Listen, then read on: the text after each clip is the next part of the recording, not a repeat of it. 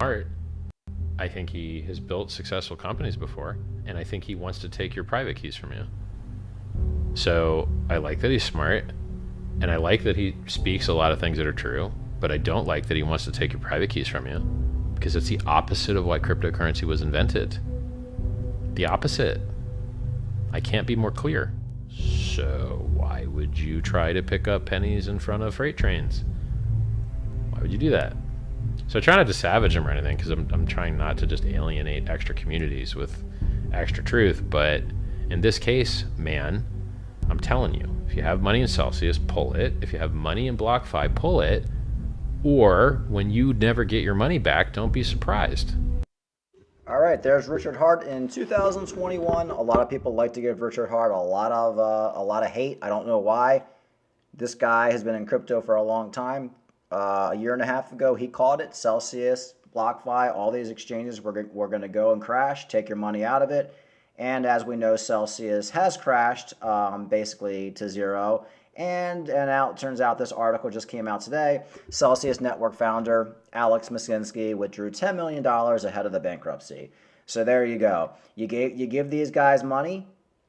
They promise you a few percent interest, 5, 10% interest for your money, and they take your money and they squander it and they take it for themselves, and then they basically leave you with nothing. This has been going on in crypto for the last 10 years. It's been going on with Ponzi schemes for the last 1,000 years, and people keep falling for it. Like Richard Hart said, you're trying to collect pennies in front of freight trains. Eventually, you're going to collect a few pennies, and then eventually you're going to get squashed by a freight train. These exchanges, these protocols like Celsius and BlockFi and Voyager, they attract newbies. All the big YouTubers were promoting them.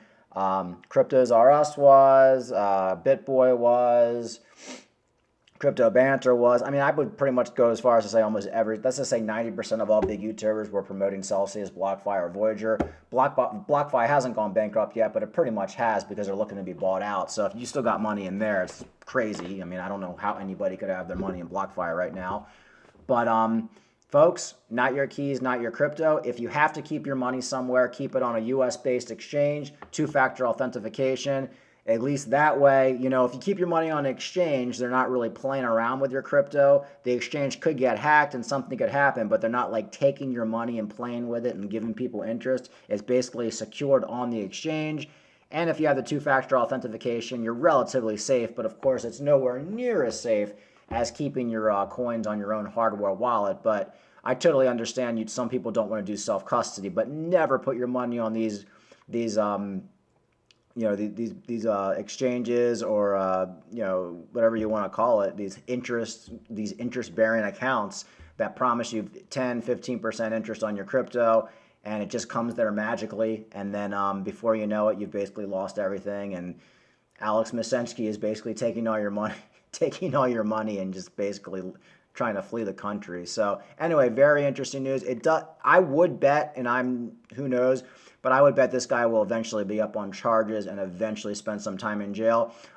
This shit happens very slowly, coming from penny stocks myself. It usually takes like 5 years for anybody to get any jail time when it comes to financial crimes. Even Bernie Madoff, it took a long time. But I do see this guy spending some time in jail, just like Do Kwon. Very interesting story. So the odds of getting any of your money back from Celsius, I say, are about zero unless there's some buyout where you get like 10 cents on the dollar or a penny on the dollar. But hey, Richard Hart again called it. You can leave in the comments why Richard Hart, you think he's a scammer or why you love the guy. From what I've been seeing, he's pretty much been right about everything for the last couple years. And he's been calling for a $12,000 Bitcoin for the last year. And I think we're probably going to get it eventually. All right, folks, like and subscribe.